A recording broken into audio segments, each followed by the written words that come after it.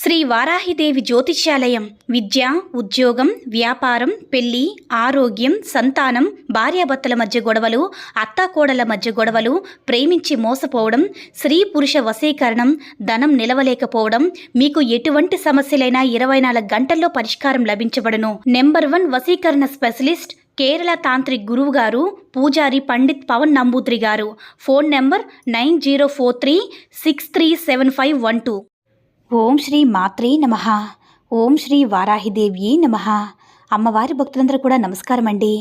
అమ్మవారి ఆశీర్వాదంతో, ఆ తల్లి చల్లని చూపుతో అందరూ కూడా సుఖంగా, సంతోషంగా, అష్టైశ్వర్య, ఆరోగ్య అభివృద్ధితో ఉండాలని మనస్ఫూర్తిగా కోరుకుంటూ ఈరోజు ఈ వీడియోని మొదలు పెడుతున్నాను.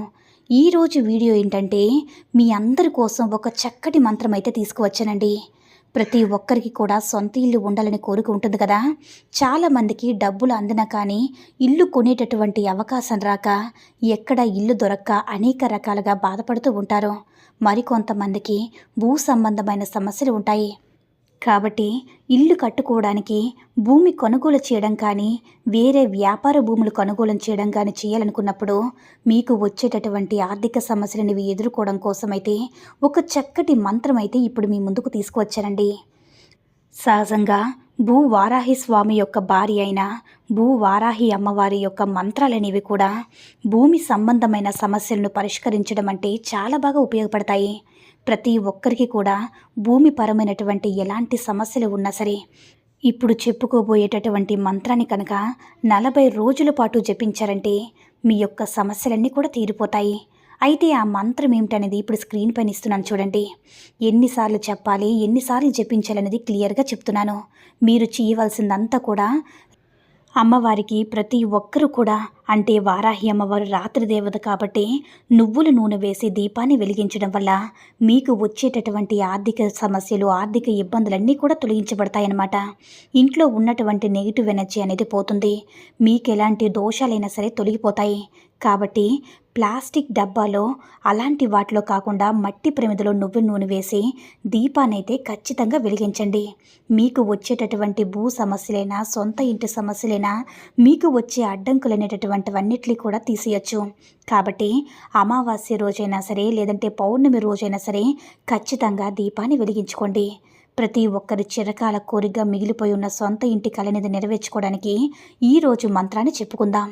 అయితే మీరు ఎవరైనా సరే ఈ మంత్రం కనుక జపించాలనుకున్నప్పుడు ఏం చేస్తారంటే, ఉదయం పూటైతే 5:30 లోపు జపించండి. రాత్రి వేళలో ఎక్కువగా జపించవచ్చు. సాయంత్రం పూటైనా పర్వాలేదు. లేదంటే రాత్రి 10 గంటలు దాటిన తర్వాత అయితే ఇంకా చాలా చాలా మంచిదిగా ఉంటుందన్నమాట. ముందేంటంటే, వారాహి అమ్మవారికి ఎక్కువగా రాత్రి వేళలోనే పూజలు అనేవి అందుకుంటూ ఉంటారు. అలాగే మనకి అమ్మవారి దర్శన భాగ్యం కూడా కాశీలో మనకి రాత్రి వేళ దొరుకుతుంది. కాబట్టి మీరు రాత్రి వేళ జపించడం మంచిది. అందువల్ల ఇలా చెప్పడం జరుగుతుంది. ఈ మంత్రాన్ని జపించేవారు ఎవరైనా సరే నాన్ వెజ్ అయితే తినకూడదు, తిని జపించకూడదు. అలా తింటే కనుక స్నానం చేస్తున్న తర్వాత మాత్రమే జపించాల్సి ఉంటుంది. అమ్మవారి యొక్క మంత్రాలు బీజాక్షరాలతో కూడా ఉంటాయి. కాబట్టి అలాంటి సందర్భాల్లో జపించడం అనేది కూడా కొంతమందికి అనారోగ్యం, అంటే మనకి లేని సమస్యలు అనేవి వస్తూ ఉంటాయి. కాబట్టి అలాంటి సమయంలో జపించకూడదు. ఈ 2 పాయింట్లు అయితే ఖచ్చితంగా గుర్తుంచుకోండి. అమ్మవారికి ఇష్టమైన రోజుల్లో, అంటే అమ్మవారి యొక్క, అంటే మీ ఇంట్లో అమ్మవారి పటం లేకపోయినా ఎలాంటి ఇబ్బంది లేదు. మీరు దేవుని మందిరంలో వెలిగించే దీపంలో అమ్మవారిగా భావిస్తూ, అమ్మవారిని స్మరిస్తూ ఈ యొక్క పూజా కార్యక్రమాన్ని చేసుకోండి. చక్కగా లక్ష్మీ అమ్మవారి పటమైనా సరే, మనకి అమ్మవారి పటాలు ఏమున్నా సరే ఎర్రని పుష్పాలతో అలంకరించుకొని చక్కగా వారాహి అమ్మవారికి కానీ మనకి ఇష్టమైనటువంటి పానకాన్ని నైవేద్యంగా పెట్టి దానిమ్మ గింజలను కనుక పెట్టినట్లయితే మీకు ఇంకా మంచి జరుగుతుంది. ఎందుకంటే అమ్మవారికి ఎరుపు రంగు పుష్పం అనేది ప్రీతికరమైనటువంటిది.